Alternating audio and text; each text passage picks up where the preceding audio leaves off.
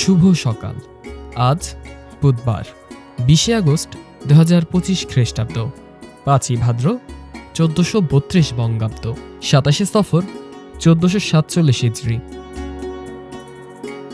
1897 সালের আজকের দিনে বিজ্ঞানী স্যার রোনাল্ড রস ম্যালেরিয়ার জীবাণু আবিষ্কার করেন। তিনি প্রমাণ করেন যে ম্যালেরিয়া রোগটি মশাবাহিত। তার সম্মানার্থে 20 আগস্ট দিনটিকে বিশ্ব মশা দিবস হিসেবে পালন করা হয়।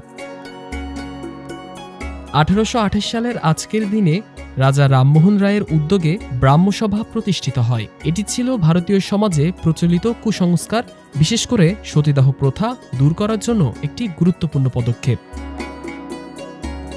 1941 সালের আজকের দিনে এস্তোনিয়া সোভিয়েত ইউনিয়ন থেকে নিজেদের স্বাধীনতা ঘোষণা করে। এর মাধ্যমে দেশটি আবার নিজেদের সার্বভৌমত্ব ফিরে পায়, যা ছিল তাদের জাতীয় ইতিহাসের একটি অত্যন্ত গুরুত্বপূর্ণ অধ্যায়।